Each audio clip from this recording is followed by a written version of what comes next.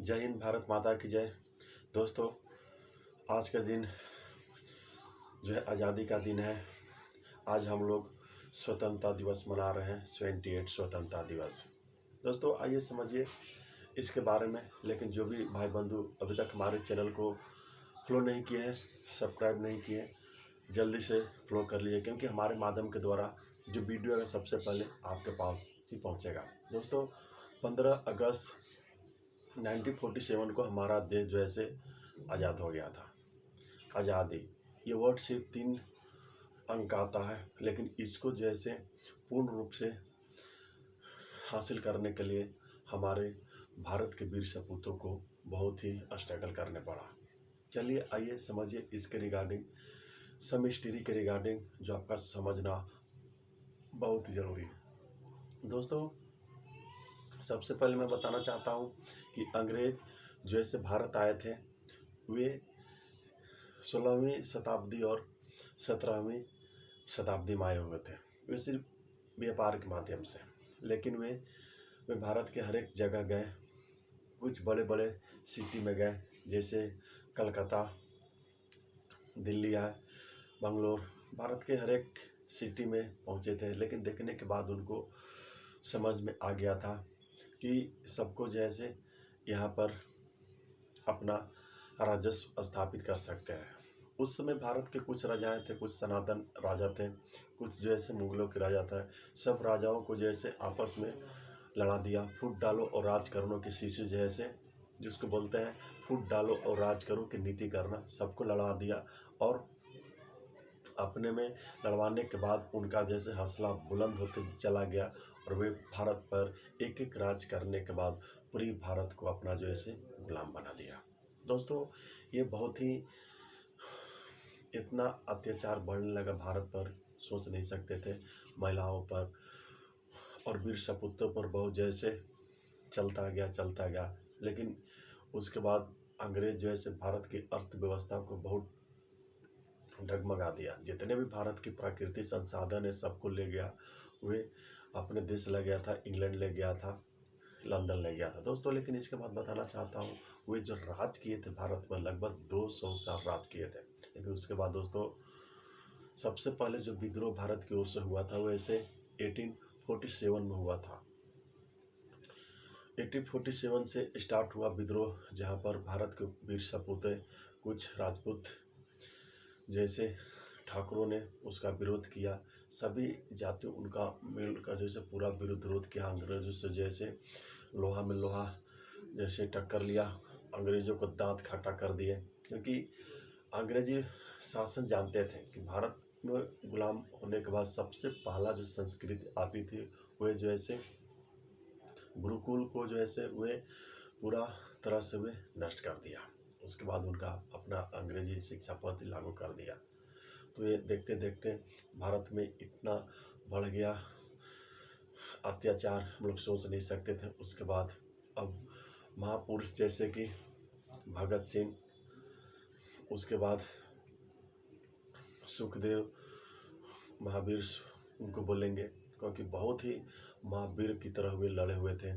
उसके बाद सुभाष चंद्र बोस, उसके बाद बहुत मंगल पांडे, बहुत तरह के अनगिनत योद्धाओं ने अपना स्ट्रगल किया। अंग्रेजों से लोहा लेते गया, विरोध करते गया, करते एक्चुअली कुछ जैसे संगठन स्थापित हुए। हिंदू संगठन बीच में आए, मुस्लिम संगठन आते गए। उसके बीच महात्मा गांधी सबसे रिक्वेस्ट किया करते थे कि लड़कर मुकाबला करके जो ऐसे हम लोग को आज़ादी हो सकता है। तो उसके बाद क्या हुआ कि सबसे ज़्यादा जो टर्निंग पॉइंट हुआ था, वीर सावरकर जी जैसे वे लिस्ट्री के पढ़ाई, मतलब एडवोकेट की पढ़ाई करने के लिए गए थे लंदन में।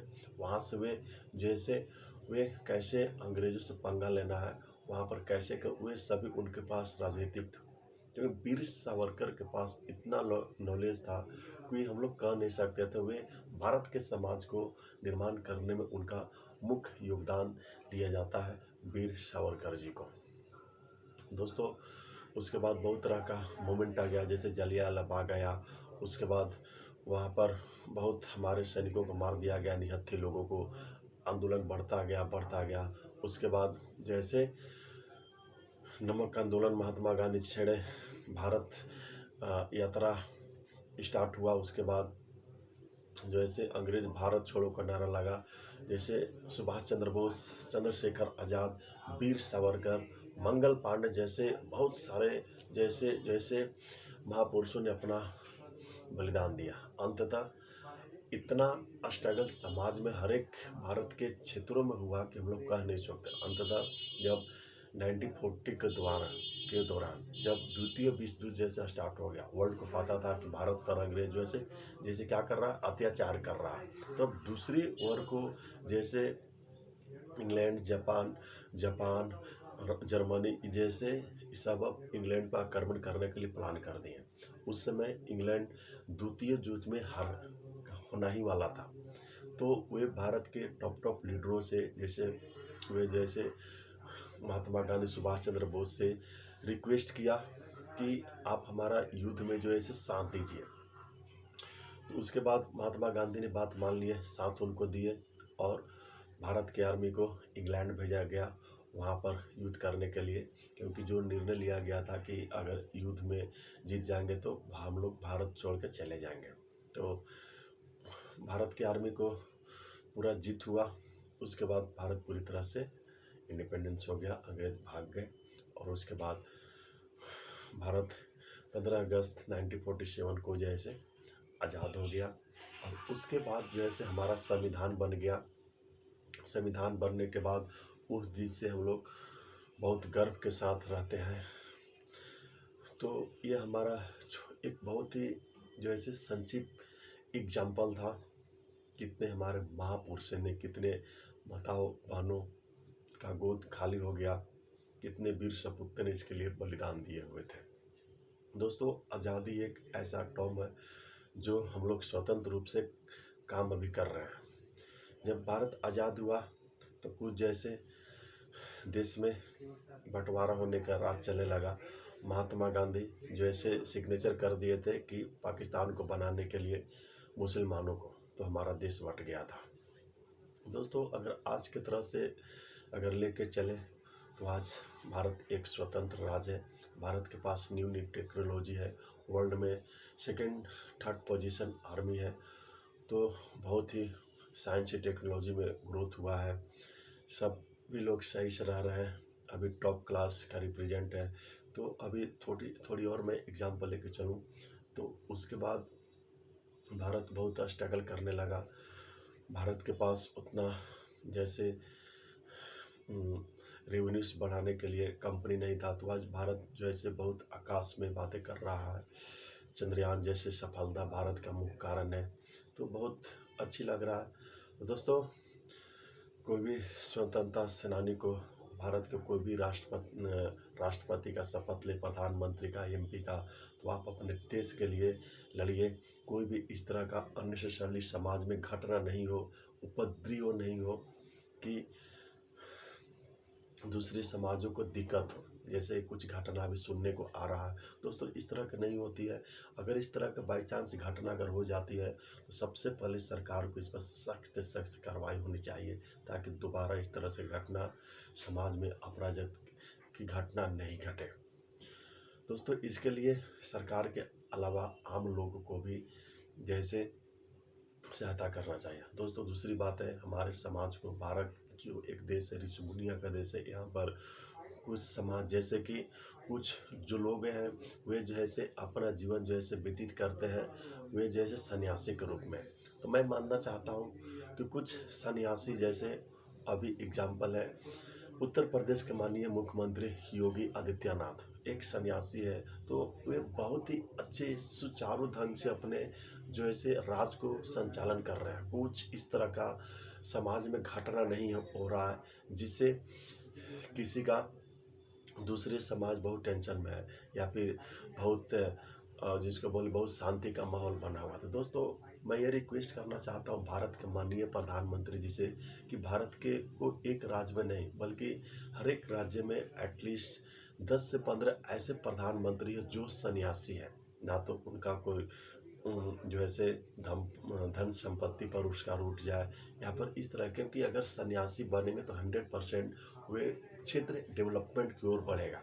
आज के क्षेत्र में मैं बात करूं तो ये प्रधानमंत्री का प्रबल दावादार इनको बोला जाएगा, क्योंकि सभी लोग चाहते हैं, उनका जो ट्रिक है वे अपनाते हैं, बोलने की शैली है, टेक्निकल स्किल है, वे सब उनके रूप में है। दोस्तों, भारत के लोगों से मैं ये भी जैसे आग्रह करना चाहता हूँ कि आप अपने रीजनल क्षेत्र में एटलीस्ट सन्यासियों को आगे बढ़ाया जाए ताकि हमारा देश आगे बढ़े। दोस्तों, अभी हम लोग बहुत तरह के घटनाओं देख रहे हैं, जैसे कि आतंकवाद, उग्रवाद, उसके बाद कट्टरपंथी जिहादी, धर्म परिवर्तन एक बहुत बड़ा मुद्दा है। तो इस मुद्दों को फिनिश करने के लिए सरकार को बहुत ठोस से ठोस कदम उठाना पड़ेगा, हिंदुत्व को आगे बढ़ाना पड़ेगा, और जितने भी युवा हैं एटलीस्ट कोशिश कीजिए राजनीतिक में आने के लिए, कोई आसपास इस तरह की घटना नहीं घटे जो समाज के लिए एक डेंगू की तरह फैले। अगर फैल रहा है तो उसको तुरंत उस पर एक्शन होना चाहिए। दोस्तों, लास्ट में मैं बताना चाह रहा हूँ कि जो न्यू पॉलिटिकल है, न्यू यंग फेस को ज़रूरी है पॉलिटिक्स में आने के लिए। लगभग 1 से 2 लाख की ज़रूरत है। तो अगर आप में काबिलियत है तो आप ज़रूर पॉलिटिक्स में अपना जैसे फ्यूचर बनाइए और समाज की सेवा कीजिए, और समाज के आसपास इस तरह का कोई भी घटना ना घटे, प्रदर्शन नहीं हो, ताकि समाज बहुत नीचा दिखा जाए, जैसे कि अभी बांग्लादेश में हो रहा है। दोस्तों, अभी जो बांग्लादेश में परिस्थिति है उस पर सरकार को सख्त कार्रवाई करना चाहिए। वहाँ को अगर हो सके तो संविधान में रुक जाना चाहिए, राज को बर्दाश्त वहाँ पर बर्खास्त कर देना चाहिए, जिसको माताओं बहनों पर हमारे साथ छिड़काने किया हुआ है। दोस्तों, अभी जो हुआ है वे बहुत ही सरासरी गलत है, एक्चुअली होना नहीं चाहिए, बट हुआ है तो वह कड़ा से कड़ा विरोध होना चाहिए। आज़ाद हिंद, क्योंकि यहाँ पर लोग सभी कोई आज़ाद है। एक डॉक्टर के सामूहिक रूप से उसके ऊपर गलत व्यवहार किया गया, जो कभी भी एक्सेप्ट नहीं किया गया। मैं सबसे पहले पीएम से रिक्वेस्ट करना चाहता हूँ, सेंट्रल फोर्स को जल्द से जल्द वहाँ पर बहाली कीजिए। भारत को शांति देखने के लिए, या फिर भारत को, एक्चुअली भारत के अंदर जो राज है, कुछ ऐसे राज है जहाँ पर अशांति का माहौल बढ़ता आ गया, कुछ जिहादियों के चलते, कुछ प्रदर्शनकारियों के चलते। दोस्तों, जो सपना हमारे भगत सिंह बलिदान दिए हुए थे, उसके बाद चंद्रशेखर आज़ाद बलिदान दिए हुए थे, उसके बाद तुम मुझे खून दो मैं तुझे आज़ादी देने वाले के जो नारे लगाए हुए थे सुभाष चंद्र बोस, मंगल पांडे, आज देखिए वे देश के लिए कुर्बान हो गया। आवाज़ का स्थिति कुछ और है। दोस्तों, मैं सरकार से सिर्फ यही निवेदन करना चाहता हूँ कि जिस राज्य में सरकार सुचारू ढंग से काम नहीं कर पा रहा तो उसको जैसे सख्त एक्शन लेना चाहिए, ताकि कोई भी अशांति फैला नहीं सके। वहाँ पर सेंट्रल फोर्सेस की जितना भी संख्या में ज़रूरत है उसको पूर्ति करना चाहिए। दोस्तों, आजकल के कुछ चीफ मिनिस्टर है जो समाज में अपराधिक तत्वों को बढ़ावा दे रहे हैं, जैसे कि अभी हम लोग सुने हुए हैं कुछ मुख्यमंत्री के अरविंद केजरीवाल, और जैसे झारखंड के मुख्यमंत्री जी से। तो एक्चुअली ये सब पर जो भी भ्रष्टाचारी रहेगा, एक्चुअली जो अगर उस पर सीबीआई जैसे लगे हुए सब पर कार्रवाई होना चाहिए। अगर रियलिटी है दूध का दूध पानी का पानी आ जाएगा, क्योंकि राजनीतिक पार्टियां बचने के लिए कुछ हद तक जा सकती है, किसी को भी कुछ करवा सकती है। इसीलिए कठोर से कठोर दंड देना चाहिए भ्रष्टाचारियों के, उग्रवादियों को, और जो प्रदर्शन करे, जो हमारे माताओं बहनों को छेड़छाड़ी करे, इस पर सख्त वैसे कानून बनना चाहिए। सिविल कोर्ट, सिविल जैसे जो भी है समान नागरिकता रहना चाहिए। एजुकेशन में खास करके डेवलपमेंट होना चाहिए, सबको समान एजुकेशन मिले, सबको समान ट्रीटमेंट हो, सबका कोर्ट में या फिर धर्म को लेकर चले। तो दोस्तों, मैं लास्ट में माननीय प्रधानमंत्री एवं सुप्रीम कोर्ट से इस तरह का ही निवेदन करना चाहता हूँ कि आप कठोर से कठोर जैसे निर्णय लीजिए, क्योंकि कुछ राज्यों में आपराधिक तत्वों का बहुत ही अग्रसर होते जा रहा है, जिसका मूल कारण है वहाँ पर एक्शन नहीं लेना।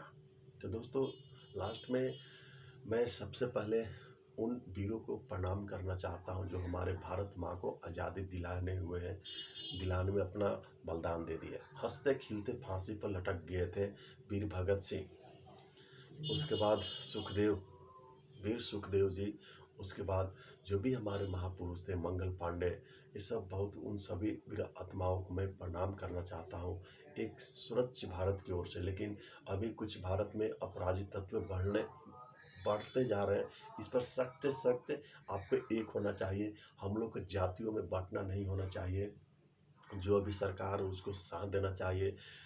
गाँव को हर एक तरह से कनेक्टिविटी होना चाहिए, डिजिटल होना चाहिए। हर भारत के हर एक गाँव में जो प्रथम है, फॉर एग्जांपल वहाँ पर जो ऐसे पानी, बिजली और सफाई का रख रखाव होना चाहिए। और उसके बाद लास्ट में एक्चुअली और इस सबको कनेक्टिविटी होना चाहिए। सड़क खास करके ज़रूरी है, शौचालय बहुत ज़रूरी है। किसान भाइयों के लिए हर एक महीना में एक्चुअली सरकार की ओर से अभी तो कुछ आ रहे हैं फंड जो 4 महीना में मिलता हुआ, सब बहुत ज़रूरी है। तो ये सब सरकार का बहुत ही हिस्टोरिक एक कदम है भारत के आगे बढ़ाने के लिए। खेलों की मैं बात करूं तो खेलो इंडिया जो मूवमेंट है, पहले की सरकारें एक्चुअली उतना ध्यान नहीं दे पा रहे थे, लेकिन जो अभी करंट का जो सरकारें चल रही है 10 साल से भी ज़्यादा, उसमें एक खेलो इंडिया मूवमेंट आ गया है। पहले के हमारे जो प्लेयर्स थे, क्रिकेट हो, कबड्डी हो, सब में एक्चुअली हॉकी हो, मेडल वे नहीं लेकर आए थे। कुश्ती हो, ओलंपिक खेलों में उतना मेडल नहीं आ पाते थे। लेकिन आज के देखिए हमारे जो ऐसे भाइयों बंधुओं ने पूरे सागर को पार, 7 समुद्र पार से वे मेडल जीत कर आ रहे हैं, T20 वर्ल्ड कप जीत के आ रहे हैं। ये सब आपका ही दिया हुआ है, क्योंकि वे सब बहुत ज़्यादा मेहनत किए हुए हैं। तो आज हम लोग को देखने में आ रहा है, आज भारत के डंका हर एक देश में बज रहा है। हर एक देश चाह रहा है कि भारत के साथ अच्छी दोस्ती हो, चाहे पर इंग्लैंड हो, अमेरिका हो, या फिर जर्मनी हो, या फिर रसिया हो, चाइना हो। सब देश चाहता है कि भारत के साथ हमारा अच्छा रिश्ता हो। भारत से आयात निर्यात ट्रांसपोर्ट का जैसे बहुत अच्छा रहे। उसके बाद या फिर जल सेना हो, थल सेना हो, वायु सेना हो, सभी डिपार्टमेंट में भारत स्ट्रांग करे। दूसरे देशों से हो या फिर इंजीनियरिंग डिपार्टमेंट, रिसर्च डिपार्टमेंट, उसके बाद जो ट्रीटमेंट जो हम लोग लेके चलते हैं, डॉक्टरों को बड़ी संख्या में होना चाहिए, लैब होना चाहिए। भारत आगे बढ़े। कोई भी बड़े बड़े कभी कभी जैसे फॉर एग्जांपल कोविड-19 आ गया, तो इस तरह से प्राकृतिक आपदा से लड़ने के लिए भारत के पास टीम होना चाहिए। जैसे कि कोविड-19 से सशक्त, जैसे गवर्नमेंट के द्वारा सबको टीकाकरण दिया गया, तो ये भारत के लिए जीता जागता एक उदाहरण दिया गया है विकसित राज्य बनने की ओर। दोस्तों, एक्चुअली मैं जो ऐसे 20 अब 1947 में